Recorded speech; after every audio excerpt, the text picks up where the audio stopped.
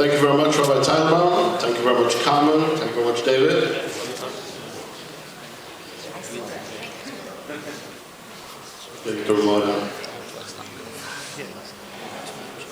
The Gabbai Oscar nominees for Best Motion Picture this year are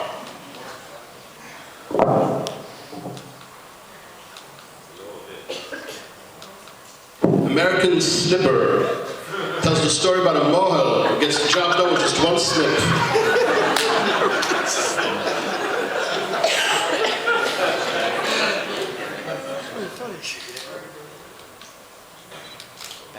Night at the Nauseum. Documentary about how we're supposed to spend Shavuot night learning through the night, but instead we find ourselves eating through the night because we haven't eaten enough for dinner an hour ago. The Theory of Everything, an in-depth look at what goes on in Robert's mind when he asks for his opinion.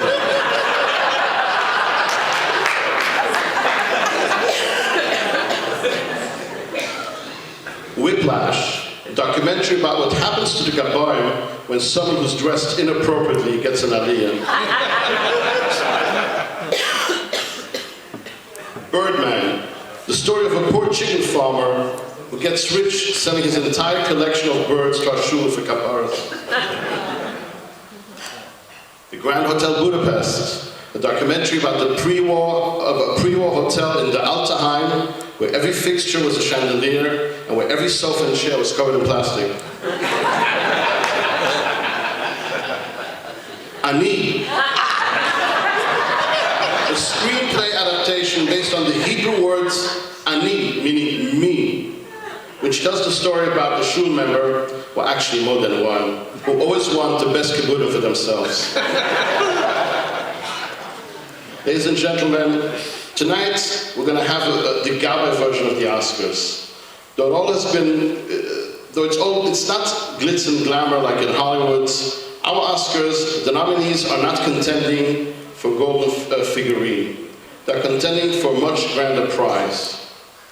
What is that prize, you may ask? It is the right to spend the next 3 months training to be a Gabbai and the privilege to join the Gabbai state in June. Some of you seem a bit confused by this prize, so let me tell you how wonderful this prize truly is. In recent years, I have witnessed many events and heard many comments and listened to many discussions relating to Gabbai and ritual committee issues. Some comments made were nice and kind and gentle. Some were very unexpected, some were crass, some were really funny. I split some of those best comments up into 3 categories for you tonight. So please allow me to present to you the different categories for these Oscars. I sort myself out here with the paperwork. Because unfortunately we have not sealed the envelopes here tonight.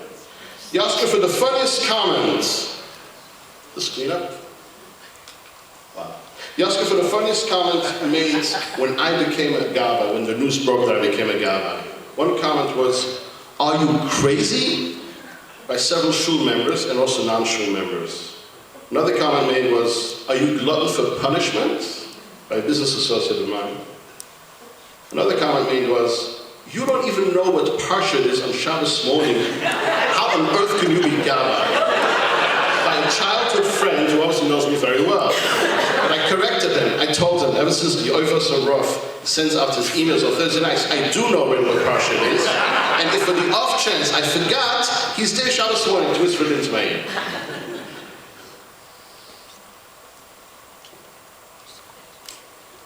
And then the last comment that was made when Robert, Jeremy, and I were Gabbai. With the 3 of you up there, we'll have to fortify the Bina. By a member who sits behind me in the show. Ladies and gentlemen, the winner of this Oscar goes to my friend who said, with the 3 of you up there, you have to fortify the Bina. You know who you are, you can collect your Oscar tonight, they'll be here waiting for you. If not, I'll deliver it to your house.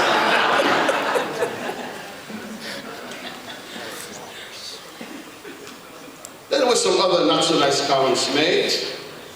I once gave someone psicha, he says to me, "I prefer speaking parts." It was okay. I once offered someone an aliyah, and as I handed him the silver tag, he says to me, So as I handed him a piece of paper, he says, I don't want paper, I want silver. Then I had another guy, another client.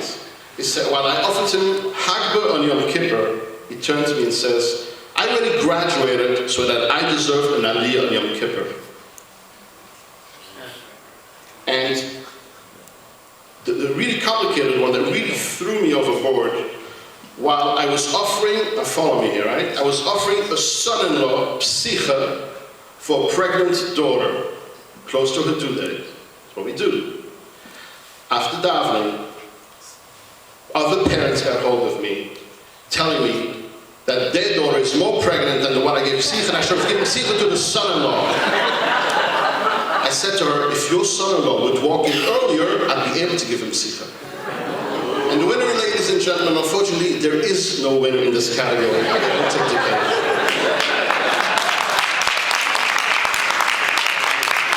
And then there were the nice, genuine, kind comments, which really count, ladies and gentlemen, and that makes this job so wonderful.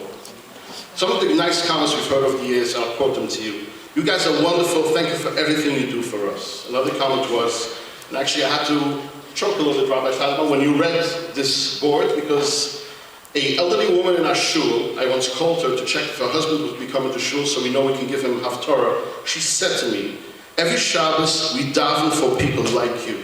And I said, what do you mean? And she goes, that brought tears to my eyes when she said this to me. I know she meant it. I don't see her here, I don't think she's here tonight. But it's true, people do make those comments to you. And another nice comment that came in last week, someone was responding to the dinner, he wrote, I truly appreciate the kind gesture, but please forgive me for not being able to make it to this dinner, because I plan to be away for this weekend already, but in order to appreciate everything you've done for our shul, we've made a donation to the shul. And then there was another nice comment made to me. I offered someone an aliyah on Yom Kippur, and he said to me with the straightest face, I truly appreciate the kind gesture, but please give this kibbutz to a person who's more deserving than me. So, ladies and gentlemen, I think you've heard the good, the bad, and the ugly, how this goes down. And it's not only in our shul, it's really like that all over the world in all the Jewish communities.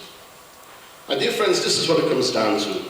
Being nice and appreciating what people do for others and for our shul.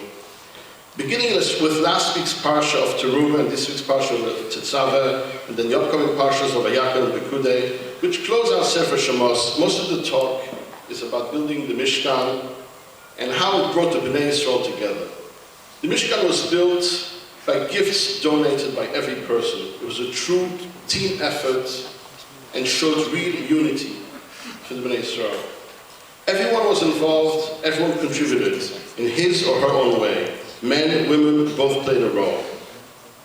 Today we don't have the Mishkan, but we have what we call the Mishkan Miyad, which is the small Mishkan in the form of our own shul where we belong. And today as well, we all have gifts. We all have what to contribute. Our shul has a lot of gifted and talented people.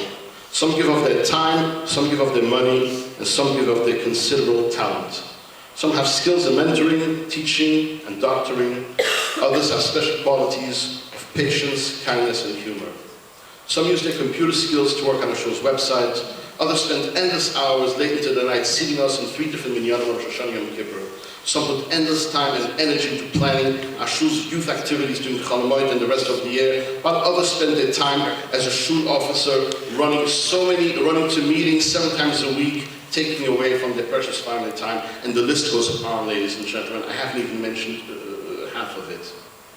Everyone has what to give in a community. These gifts are your gold and silver. Not your precious metal, but your precious metal, M-E-T-T-L-E. For those of you who think I know how to spell. But the Mishkan wasn't just made with gold and silver. There were other materials, including copper, precious stones, acacia woods, and animal skins that people brought, hoping they could also be used in the building of the Mishkan. We see the generosity of Bnei Yisrael back in the day, and we see the generosity of our shul's members as well in today's times. What we need and could really use over and above the generosity, what we see, is a healthy dose of unity. The same achdus that brought Jews together back then, instead of arguing over who gets maftir or shalishi or another important kibbutz, Or who should have preference to the amut when there's a conflict? And instead of seeking these out for ourselves, we should maintain focus on the big prize, Achdus. Instead of worrying about our own cupboard, a greater gift would be to give to each of us. A greater gift would be for each of us to give the focus and the cover to the next person. These would be today's trumas and today's contributions to our shul. Before I wrap up, I just want to thank the entire dinner committee, Marvin Schenker and our dinner chair people, who all have given up their time to put this evening together. I would also like to thank Rabbi Trump, who I drove him up the wall crazy with all the Mishigas on the PowerPoint, but thank God it really came out really nice, and I'm very grateful for your time. It was a pleasure working with all of you. We must do this again, actually. Also, a big yeshakar to the guys who helped us sing the Gala song tonight. Next, you'll see us on America's Got Talent. I would also like to thank my wife Beth for supporting me in my role as Gala. Even though Beth was not part of the power presentation, let me tell you, she had a leading role. She really pressed all my buttons to become Gabbai, to the point where I said, why don't you do it?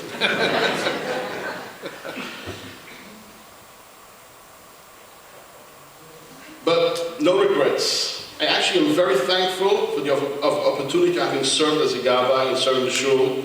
And I'm happy to all those people who pushed me and tried to convince me to become Gabbai. It was a very humbling experience, let alone made for some funny stories every Shabbos over lunch. As Mordechai Kedar pointed out today in shul, he couldn't tell stories when he came home on lunch. Boy, did I have stories every Shabbos lunch. Though we may have talked a lot about the role I played as Gabbai tonight, the truth is that Beth has done more for her fair share on behalf of our shul.